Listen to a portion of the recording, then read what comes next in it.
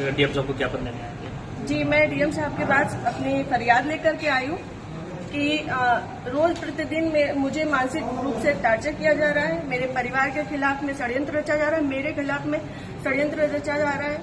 और ये षड्यंत्र के सूत्रधार जो है वो आदरणीय हमारे पूर्व सांसद सुब्रत पाठक जी, जिन्होंने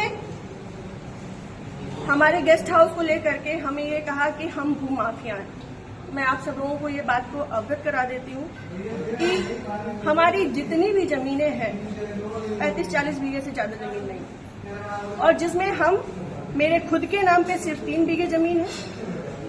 और 3 बीघे जमीन वाली महिला कैसे भूमाफिया हो सकती है?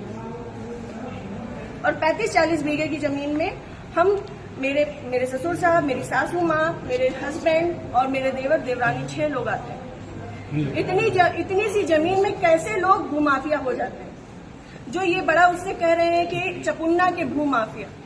और रही बात मेरे गेस्ट हाउस की, राधा रानी गेस्ट हाउस की, तो आज इन्हें ये पर लग रहा है कि वो हमने सरकारी भूमि में बनाया है, अवैध जमीन पे कब्जा किया है।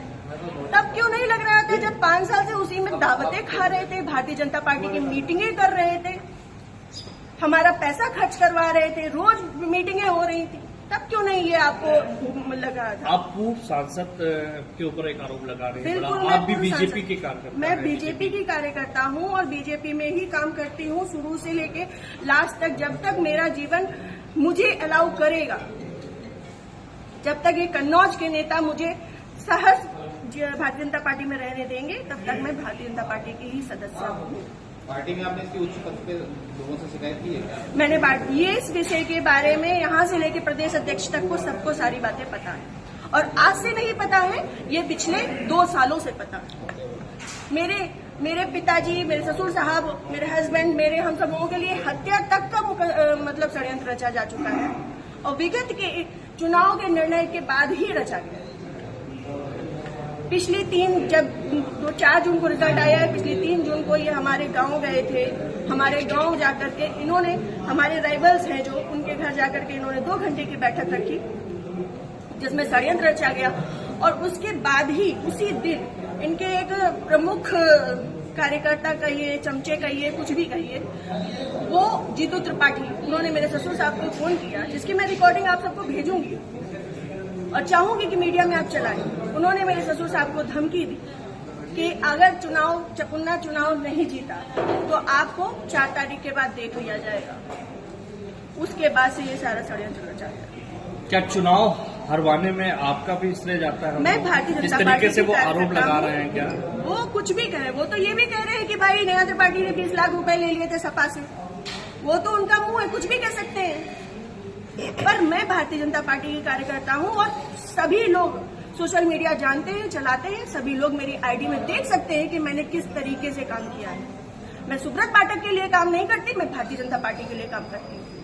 आपने प्रशासन और पुलिस से शिकायत की इस बारे में? जी, मैंने पिछली 25 तारीख को प्रशासन पुलिस से शिकायत की थी, जिसमें सीओजी की टीम गठित है और अभी तक कोई भी पकड़ा नहीं गया। क्या मानती है पुलिस, प्रशासन और पुलिस दोनों लापरवाही कर रहा है? संभवतः हो सकता है, क्योंकि जिस हिसाब से अब दिन बीतते जा रहे हैं तो मेरा भी सब्र का पैमाना टूटता जा रहा है और मुझे, मेरे परिवार को बहुत ज्यादा खतरा है इन लोगों से जो हमारे दुश्मन हैं। क्योंकि सुब्रत पाठक जी ने, हमारे जो राइवल्स हैं, सभी आजीवन कारावास के मुजरिम में, सभी आजीवन कारावास के मुजरिम में। मैंने इसमें लिख के भी दिया है, संदीप तिवारी, प्रदीप तिवारी, मनोज अग्निहोत्री, ये बलात्कारी केस के और आजीवन कारावास, गैंगस्टर, इन पे सब तरीके की धाराएं लग चुकी हैं इनमें, ऐसे लोगों के साथ में। और जिसको इन्होंने हम लोगों की सुपारी दी है, अखिलेश यादव उर्फ छक्की, वो इनके, हाँ, यहाँ ठटिया का ही निवासी है, गांव झहुआ। वो इन लोगों के साथ में, सुब्रत पाठक के साथ में भी जेल में रहा है और इन लोगों के साथ में भी जेल में रहा है और अभी फरार है। और इन लोगों की मोटरसाइकिल भी उनके पास है, अभी तक वो भी बरामद नहीं हुई। ये लोग सिर्फ मेरा मानसिक, शारीरिक और चारित्रिक शोषण करते आ रहे हैं 2 साल से। मैं 3 साल से मैं बहुत ज्यादा परेशान हो चुकी हूँ। अब ये चीजें नहीं होंगी। आज आपने जिलाधिकारी से बातचीत की है, क्या उन्होंने आश्वासन दिया? उन्होंने मुझे पूर्ण आश्वासन दिया है कि इस पे निष्पक्ष जांच होगी, क्योंकि हमारे पास रिकॉर्ड्स भी हैं, हमारे पास सबूत भी हैं और बहुत सारी चीजों के सबूत हैं। समय आने पे मैं वो सब आपके सामने रखूंगी। जिले में जो भी भ्रष्टाचार हो रहा है, जो जिला पंचायत में भ्रष्टाचार हो रहा है, जो ब्लॉक प्रमुख में भ्रष्टाचार हो रहा है, ब्लॉक में भ्रष्टाचार हो रहा है, वो सारी चीजें मैं आप सब लोगों के सामने रखूंगी। अगर आपकी सुनवाई आज नहीं होती तो आगे क्या कदम उठाएंगे आप? मैं आप लोगों का सहारा लूंगी और आप लोगों का सहयोग, मुझे पूर्ण विश्वास है कि मेरे साथ हमेशा रहेगा और मैं इस पे अपनी अंतिम सांस तक अब फ्रंट के पैमाने में आकर के लड़ूंगी। Thank you.